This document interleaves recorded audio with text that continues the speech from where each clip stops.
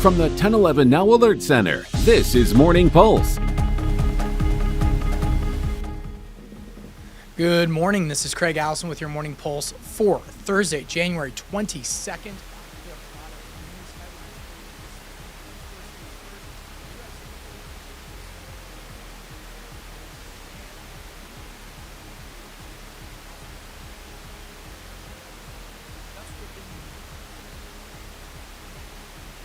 Sorry about that, folks.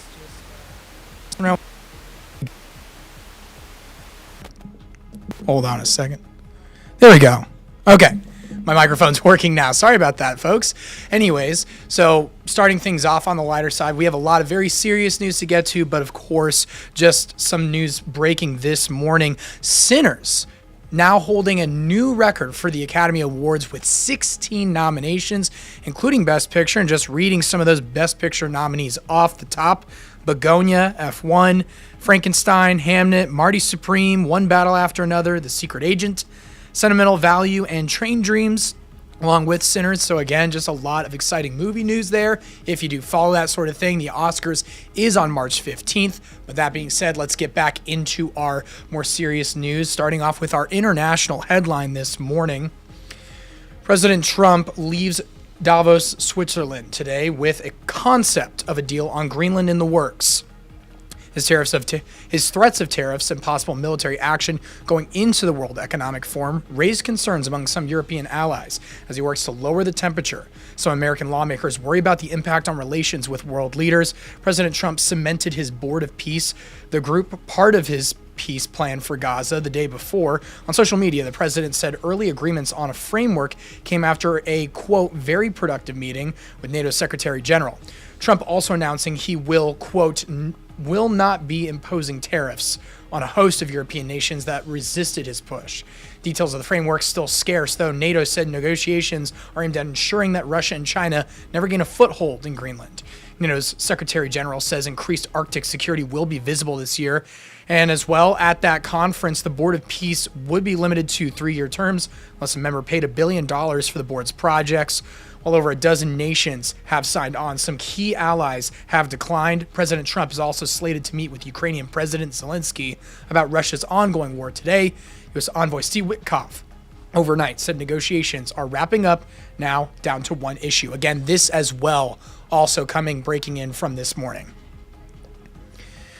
Now let's switch things over back to the local headlines here in Nebraska. Governor Pillen is pushing Tyson to make decisions about the future of its Lexington facility. This as the corporation shuts down its operations there, leaving thousands without jobs. Now, according to News Channel Nebraska, Pillen has met with Tyson executives to continue discussions about the beef plant. Head of the talks, Pillen said he wanted to apply pressure to find out what's next for the facility itself. He says Tyson is assessing the plant to see if it could use it for a different purpose, like as a case-ready meat processor. It's your property, but look, this community of Lexington, the state of Nebraska, done great things for Tyson for 35 years. The least you can do is let us get it purchased, let us get the lights, let us create value for that part of the state. Pillen says he's optimistic that industry will return to the facility in one way or another, but he adds the discussions are about, quote, threading the needle, as Tyson employs more than 7,000 people at other plants here in Nebraska. Third story this morning, Chief Justice Jeffrey Funke will be giving his annual State of the Judiciary address to senators. This address is the Chief Justice's opportunity to highlight some work from the Nebraska judicial branch and give some important information directly to lawmakers. He'll also give an overview of the judicial branch's projects from across the state over the past year. It's happening at 10 a.m. this morning in the legislative chamber. We'll update you with any important information on our 1011 Now News app. Your fourth story, U.S. Department of Justice request for voter data is facing some pushback in Nebraska here. The organization Common Cause is filing a suit to stop the Secretary of State from releasing the information to the DOJ.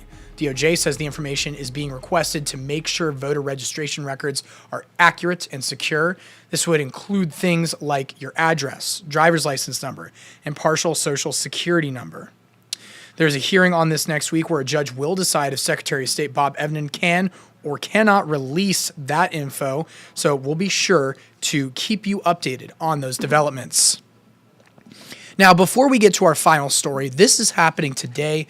This is a call to need. We continue the Broadcasters Unite for Life Winter Blood Drive. It was happening yesterday, and it's happening today. This comes at a crucial time. The Nebraska Community Blood Bank has declared an emergency due to a sharp decline in donations across the state.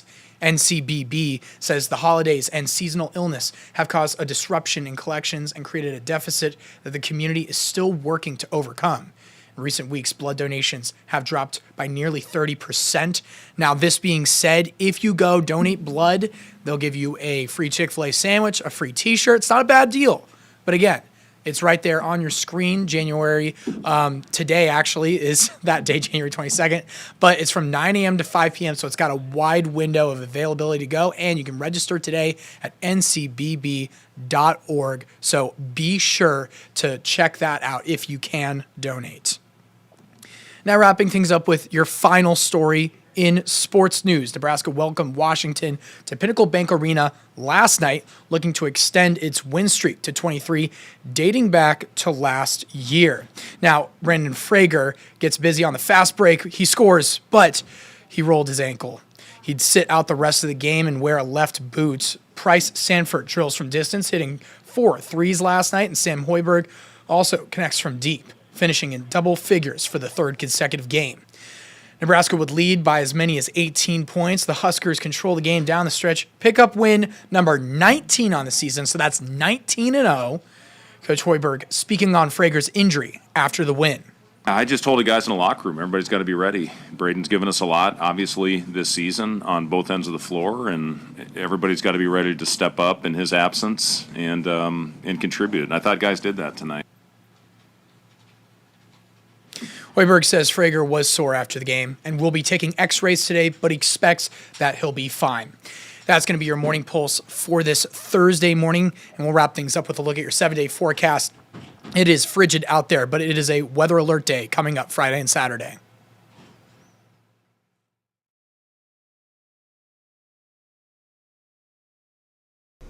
Good Thursday morning. Meteorologist Brandon Rector with you in the 1011 Severe Weather Center. It is going to be partly to mostly cloudy this morning, then becoming mostly sunny to partly cloudy this afternoon.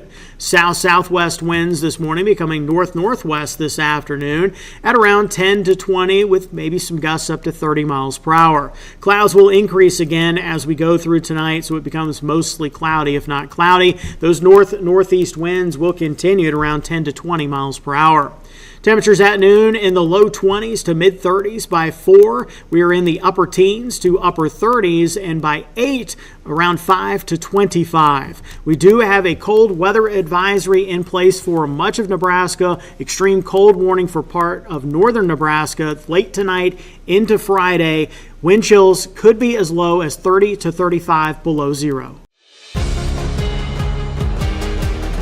From the 1011 Now Alert Center, this is Morning Pulse.